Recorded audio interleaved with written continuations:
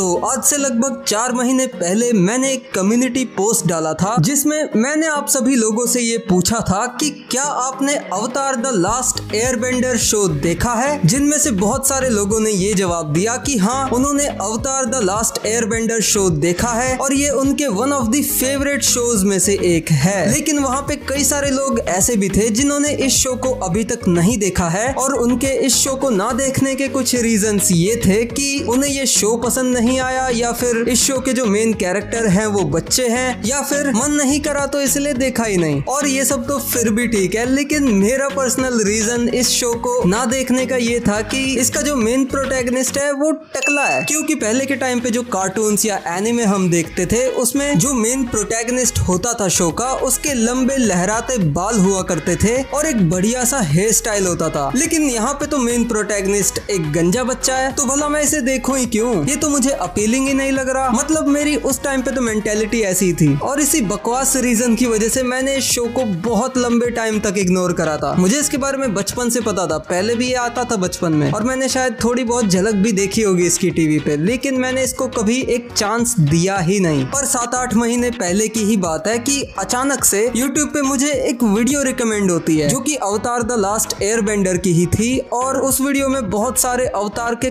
Cool moments को compile करके दिखाया हुआ था। मतलब स्पॉयलर से भरी हुई थी वो वीडियो। और उस वीडियो को पूरा देखने के बाद मुझे ये लगा कि अब तो मेरे को ये शो पूरा देखना पड़ेगा। मेरे को जाना पड़ेगा, मेरे को जाना पड़ेगा, मेरे को जाना। और स्पॉयलर्स मिलने के बाद भी जब मैंने ये शो पूरा देखा तो भाई मेरे होश उड़ गए। और सच में मैं तुम्हें ये शो रिकमेंड नहीं कर रहा होता अगर ये मेरी लाइफ का one of the best experience ना होता। और मैं चाहता हूँ कि मेरी प्यारी ऑडियंस इस मास्टरपीस को देखे। हाँ, ये शो परफेक्ट तो नहीं है, लेकिन मेरे हिसाब से किसी चीज को मास्टरपीस होने के लिए परफेक्ट होने की बिल्कुल भी जरूरत नहीं। अवतार द लास्ट एयरबेंडर का बेसिक कॉन्सेप्ट और प्लॉट ये है कि बेसिकली इस दुनिया में बहुत सारे लोग ऐसे हैं जिनके पास जो 4 फंडामेंटल एलिमेंट्स होते हैं, जैसे कि एयर, वाटर, फायर और अर्थ, इनमें से किसी एक एलिमेंट को बेंड करने की यानी कि कंट्रोल करने की एबिलिटी होती है बचपन से। मतलब ये बेंडिंग बेसिकली मार्शल आर्ट्स ही है। तुम किसी एलिमेंट को भी कंट्रोल कर सकते हो, जो कि देखने में बहुत ही ज्यादा कूल है। एंड इन्हीं 4 बेंडिंग टाइप्स के बेस पे इस दुनिया को 4 किंगडम्स में डिवाइड किया गया है। सबसे पहला है फायर नेशन, दूसरा वाटर ट्राइब, तीसरा एयर नोमैड्स और चौथा अर्थ किंगडम। वैसे यहाँ पे नॉन बेंडर्स भी रहते हैं, यानी कि जो बेंडिंग नहीं कर सकते। और एक ऐसी एंटिटी भी है, एक ऐसा कैरेक्टर है जो कि इन चारों एलिमेंट्स को एक साथ बेंड करना सीख सकता है, यानी कि एयर, वाटर, फायर और अर्थ, इन चारों एलिमेंट्स को मास्टर कर सकता है। और वो है अपना मेन कैरेक्टर अवतार, जो कि यहाँ पे है एक छोटा सा एयर बेंडर जिसका नाम है एंग। वैसे इस दुनिया में फायर नेशन के चलते एक बहुत भयंकर वॉर भी चल रही होती है, और क्योंकि अवतार का काम होता है दुनिया में बैलेंस बनाए रखना, तो इसीलिए अब ये एंग की जिम्मेदारी है कि वो अपनी टीम के साथ मिलके कैसे ना कैसे फायर लॉर्ड ओजाई को हराकर सालों से चल रही इस वॉर को रोके और दुनिया में वापस बैलेंस और पीस को रिस्टोर करे। और एंग की इस पूरी जर्नी में, पूरे एडवेंचर में तुम्हें बहुत मजा आएगा और बहुत अजीब अजीब और इंटरेस्टिंग क्रीचर्स भी तुम्हें देखने को मिलेंगे। मैंने इस शो को अपने भाइयों को दिखाया,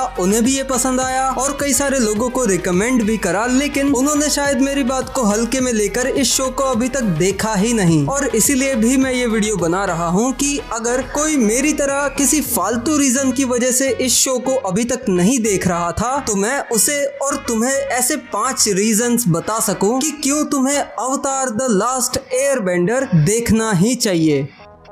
और हाँ, सॉरी कि इंट्रो बहुत ज्यादा लंबा हो गया। तो मैं शुरुआत करता हूँ सबसे पहले उस रीजन के साथ जिसकी वजह से मैंने अवतार द लास्ट एयरबेंडर को देखना शुरू किया था, और वो था कूल, ऑसम और गूज़बम्प्स दिला देने वाले जबरदस्त मोमेंट्स। जी हाँ, इस शो के अंदर ऐसे ऐसे अमेजिंग मोमेंट्स भरे पड़े हैं ना कि आप भी इन्हें देखकर यही बोलोगे, भाई बहुत कूल है यार, ये तो बहुत कूल हो गया। मतलब पूरा टीम बना के शाहरुख खान ही क्या। और इसका एनिमेशन, इसका आर्ट स्टाइल इतना अच्छा है कि कुछ लोग इसे एनिमे कंसिडर करते हैं, जबकि ये तो एक अमेरिकन कार्टून शो है जिसका ज्यादातर एनिमेशन कुछ साउथ कोरियन स्टूडियोज ने किया है। और जिन लोगों को ये नहीं पता कि ये एक अमेरिकन शो है, उन लोगों का इसे जापानीज एनिमे बताना यही दर्शाता है कि भले ही ये शो एक कार्टून है, एनिमे नहीं, लेकिन किसी भी मामले में ये शो किसी एनिमे से कम भी नहीं है। जब ये कैरेक्टर्स अलग अलग तरह की बेंडिंग्स को यूज करते हैं तो वो ऑन स्क्रीन देखने में काफी ज्यादा ब्यूटीफुल लगता है और इसके जो एक्शन सीक्वेंसेस हैं वो भी गजब के हैं, लेकिन उसको और भी ज्यादा एलिवेट करने का काम करता है इसका बैकग्राउंड म्यूजिक। भाई साहब सच में इस सीरीज का बैकग्राउंड म्यूजिक बहुत गजब का है। अग्निकाय और अवतार की थीम मेरे पर्सनल फेवरेट्स में से एक है, जो कि आज तक मेरी प्लेलिस्ट में है, जिनको मैं फ्रीक्वेंटली सुनता रहता हूँ। हर एक सीन के अकॉर्डिंग अलग अलग बैकग्राउंड म्यूजिक और साउंड इफेक्ट्स का इस्तेमाल किया गया है, जो कि उन सीन्स पे परफेक्टली सूट भी होते हैं और उन सीन्स के इमोशंस को इतने अच्छे से कॉम्प्लीमेंट करते हैं कि तुम उन इमोशंस और उस बैकग्राउंड म्यूजिक को अपने अंदर आता हुआ फील कर सकते हो। Reason number 2, world building and lore. Avatar क्या है, क्यों है, कैसे है, वो बना कैसे और उसका अंत कैसे हो सकता है, ये सारी चीजें तुम्हें शो के अंदर बताई जाएंगी, जो कि बहुत ही ज्यादा इंटरेस्टिंग है। तुम्हें स्पिरिट वर्ल्ड के बारे में पता चलेगा, अवतार की ये दुनिया कैसे काम करती है, इसमें कौन कौन से देश मौजूद है, वहाँ के लोग कैसे रहते हैं, ये हमें बताया जाएगा। और इतने सारे बेंडर्स के बीच में जो नॉन बेंडर्स हैं, यानी कि जो लोग बेंडिंग नहीं कर सकते, जिनके पास बेंडिंग का हुनर नहीं है, वो भला इनके बीच में कैसे रहते हैं, उनके क्या स्ट्रगल्स हैं, ये भी तुम्हें बताया जाएगा। और वैसे तो इस सीरीज में 4 फंडामेंटल बेंडिंग्स ही दिखाई गई हैं, जो कि है फायर बेंडिंग, अर्थ बेंडिंग, वाटर बेंडिंग और एयर बेंडिंग। लेकिन उन चारों बेंडिंग्स में से कुछ अलग अलग बेंडिंग्स भी निकल के आती हैं, जो कि बहुत ही कमाल की हैं, लेकिन मैं उनके बारे में तुम्हें नहीं बताऊंगा क्योंकि ये एक सरप्राइज एलिमेंट है जिसको मैं तुम्हारे लिए स्पॉइल नहीं करना चाहता। मैं यहाँ पे एक और पॉइंट डिस्कस करना चाहूंगा कि अवतार द लास्ट एयरबेंडर की फ्रेंचाइज में पावर स्केलिंग और पावर बैलेंसिंग का बहुत अच्छे से ख्याल रखा गया है। मेरा कहने का ये मतलब है कि इस शो के अंदर कोई कैरेक्टर कितना पावरफुल है ये तुम बड़े आराम से जज कर सकते हो, और ऐसा भी नहीं है कि अगर कोई कैरेक्टर बहुत ज्यादा ओवर पावर्ड है तो उसे कोई उससे कम पावरफुल कैरेक्टर मार नहीं सकता या फिर हरा नहीं सकता। फॉर एग्जाम्पल अवतार इस शो के one of the most powerful entities में से एक है, लेकिन फिर भी उसकी कई सारी ऐसी वीकनेसेस हैं, ऐसी कमजोरियां हैं जिनका उसके दुश्मन आराम से फायदा उठा के अवतार को हरा सकते हैं। जबकि टेक्निकली देखने जाओ तो वो अवतार से बहुत ज्यादा कमजोर है, लेकिन जब ऐसा दिखाया जाता है तो तुम्हें उसे हजम करने में दिक्कत बिल्कुल भी नहीं होती, क्योंकि ये सीरीज ऐसा एस्टेब्लिश कर देती है कि हाँ अवतार पावरफुल तो है लेकिन इमॉर्टल नहीं। वो दुनिया का सबसे पावरफुल इंसान होगा लेकिन उसकी भी जान ली जा सकती है। पावर स्केलिंग और पावर बैलेंसिंग का इशू लगभग हर शो और मूवी में आ ही जाता है। फॉर एग्जाम्पल इवन बेन 10 के अंदर भी पावर बैलेंसिंग का बहुत इशू है। जैसे बेन 10 ओमनिवर्स में बेन के पास एलियन एक्स का कंट्रोल आ चुका था, लेकिन फिर भी बेन उसमें कई सारे विलन से हार गया था। और इस चीज को बहुत सारे लोग भी पॉइंट आउट करते हैं कि बेन ने इस विलन को हराने के लिए एलियन एक्स का यूज क्यों नहीं किया, या फिर उस वाले विलन को हराने के लिए क्यों नहीं किया था। और मैं ये जानता हूँ कि हाँ शो को मजेदार रखने के लिए बेन को यहाँ पे होल्ड बैक करते हुए दिखाया जाता था, लेकिन फिर भी काइंड ऑफ प्लॉट होल तो यहाँ पे बन ही गया ना, और फैंस को भी तुमने कंफ्यूज कर दिया। इवन कई सारे एनिमे जैसे कि ड्रैगन बॉल और मार्वल डीसी के कैरेक्टर्स के साथ भी ये प्रॉब्लम आती है। कोई कैरेक्टर एकदम से पावरफुल बन जाता है या फिर किसी पावरफुल कैरेक्टर को उससे कमजोर कैरेक्टर बड़े आराम से मार देता है या फिर हरा देता है, जिसका कोई सेंस नहीं बनता, कोई एक्सप्लेनेशन नहीं दिया जाता, और इसीलिए ये ऑडियंस के लिए हजम कर पाना भी उतना ही ज्यादा मुश्किल होता है। पर अवतार के साथ ऐसा नहीं है। अवतार द लास्ट एयरबेंडर में पावर स्केलिंग और पावर बैलेंसिंग का काफी अच्छे से ख्याल रखा जाता है। Reason number 3, lovable characters and their character development. इस सीरीज के अंदर जितने भी मेन कास्ट ऑफ कैरेक्टर्स हैं उनका कैरेक्टर डेवलपमेंट बहुत ही अच्छे से दिखाया गया है, फिर चाहे वो एंग हो, कटारा हो, सोका हो, टॉफ हो या फिर इवन साइड कैरेक्टर्स जैसे कि सुकी और यूए। इन कैरेक्टर्स से तुम रिलेट कर पाओगे, इनकी जर्नी को एंजॉय करोगे। कोई कैरेक्टर अगर मर जाता है या फिर अपने साथियों से बिछड़ जाता है तो मेन कैरेक्टर्स के साथ साथ तुम्हें भी उसका दुख होगा, क्योंकि मोस्ट ऑफ द टाइम ये सीरीज तुम्हें छोटे से छोटे कैरेक्टर के साथ भी कनेक्ट करवाने में कामयाब हो जाती है। और इवन कुछ कैरेक्टर्स तो ऐसे हैं जिनका कैरेक्टर डेवलपमेंट और उनके बीच का डायनामिक तुम्हें इतना ज्यादा पसंद आएगा, वो तुम्हें इतना ज्यादा इमोशनल कर देगा कि हो सकता है कि ये तुम्हारे इस शो के फेवरेट कैरेक्टर्स भी बन जाएं। ज़ुको, आइरो, मैं तुम्हारी बात कर रहा हूँ। हाँ, कुछ कैरेक्टर्स ऐसे भी हैं जिन्हें तुम बहुत ज्यादा हेट करोगे जैसे कि इस सीरीज के विलन्स, लेकिन अंत में तुम कहीं ना कहीं उनके लिए थोड़ा बहुत सिंपैथाइज भी करोगे, जिसका रीजन यही है कि इन कैरेक्टर्स की राइटिंग में बहुत ज्यादा मेहनत की गई है जो कि दिखाई भी देता है, इसलिए इन सभी कैरेक्टर्स का डेवलपमेंट एकदम टॉप नॉच है।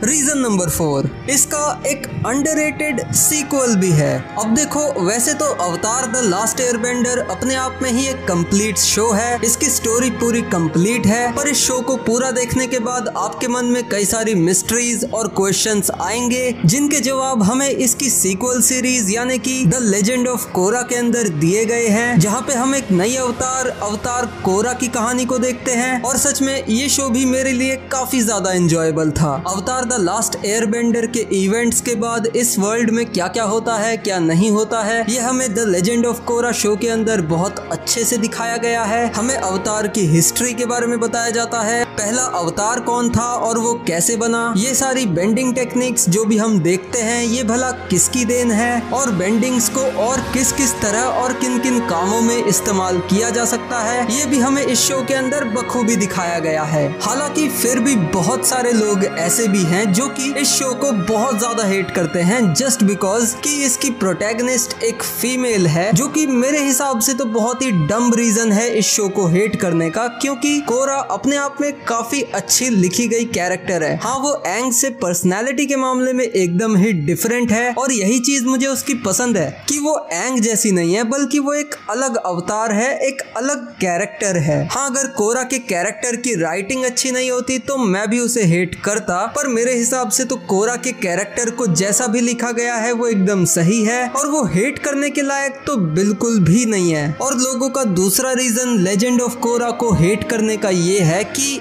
Avatar the last airbender the legend of Korra से बेटर है, जिसपे मैं भी एग्री करूंगा कि हाँ, Avatar the last airbender the legend of Korra show से बेटर है। लेकिन अगर तुम इन दोनों का कंपैरिजन ना करो और the legend of Korra show को एक इंडिविजुअल शो की तरह देखो तो ये कहीं से भी बुरा शो नहीं है, तुम इसे अच्छे से एंजॉय कर सकते हो। इवन मेरे इस फ्रेंचाइज के टॉप 3 फेवरेट विलेंस में से 2 तो लेजेंड ऑफ कोरा से ही आते हैं, अमोन और जहीर। इसलिए मैं तो तुम्हें इस शो को देखना रिकमेंड जरूर करूंगा, वरना तुम इन कमाल के कैरेक्टर्स और इनकी स्टोरीज को मिस कर दोगे। हाँ, मानता हूँ कि ये शो बीच बीच में थोड़ा स्लो और बोरिंग फील होता है, लेकिन ओवरऑल तुम इस शो को एंजॉय ही करोगे। और ऊपर से ये जो अवतार से रिलेटेड इसमें बहुत सारी इंफॉर्मेशन बताई गई है जो कि तुम्हें आगे काम आएगी, क्योंकि फ्यूचर में अवतार से रिलेटेड काफी सारे प्रोजेक्ट्स आने वाले हैं, जैसे कि उसकी कुछ एनिमेटेड मूवीज और उसकी एक लाइव एक्शन सीरीज। और इसी से मेरा रीजन नंबर 5 भी निकल के आता है कि नेटफ्लिक्स अवतार द लास्ट एयरबेंडर की एक लाइव एक्शन सीरीज पे काम कर रहा है, जिसकी अनाउंसमेंट इसी साल हो सकती है और वो सीरीज भी हमें जल्द ही देखने को मिलेगी। और साथ ही साथ अवतार की कुछ एनिमेटेड मूवीज और गेम्स पे भी काम चल रहा है। तो हाँ, फ्यूचर में अवतार का बहुत सारा कंटेंट आने वाला है। और मुझे पता है कि आप में से कई सारे लोग जिन्होंने अवतार द लास्ट एयरबेंडर को अभी तक नहीं देखा है या फिर उसके बारे में कुछ भी नहीं जानते, वो इसे नेटफ्लिक्स का शो आ जाने के बाद से ही देखना शुरू करेंगे, क्योंकि उस टाइम पे अवतार की काफी सारी चर्चा होने लगेंगी। लेकिन मैं नहीं चाहता कि अवतार द लास्ट एयरबेंडर के वर्ल्ड से तुम्हारा इंट्रोडक्शन इस नेटफ्लिक्स नेटफ्लिक्स वाले शो के जरिए हो, क्योंकि चलो माना कि इनकी एक्टर्स की कास्टिंग अच्छी खासी लग रही है और इनको बजट भी अच्छा खासा दिया गया होगा, पर नेटफ्लिक्स की जो एनिमे को लाइव एक्शन में अडेप्ट करने की हिस्ट्री है वो कुछ खास अच्छी है नहीं। और वैसे अवतार द लास्ट एयरबेंडर भी कोई एनिमे नहीं है, लेकिन ये VFX हैवी माल तो है और इसको वो लोग कितने अच्छे से दिखा पाएंगे या नहीं दिखा पाएंगे ये कुछ कहा नहीं जा सकता। ऐसा नहीं है कि अवतार द लास्ट एयरबेंडर को पहली बार नेटफ्लिक्स ही लाइव एक्शन में अडेप्ट कर रहा है, बल्कि इससे पहले भी लाइव एक्शन में अवतार द लास्ट एयरबेंडर को अडेप्ट करने की कोशिश की गई थी, जो कि बहुत बुरी तरह से फेल हुआ। और इसीलिए मुझे इस बात का डर है कि कहीं नेटफ्लिक्स भी अवतार को लाइव एक्शन में अडेप्ट करने में हग ना दे। इसीलिए मैं तो यही कहता हूँ कि इससे पहले कि नेटफ्लिक्स इस शो को देखने का तुम्हारा एक्सपीरियंस खराब करे, तुम पहले ही इसके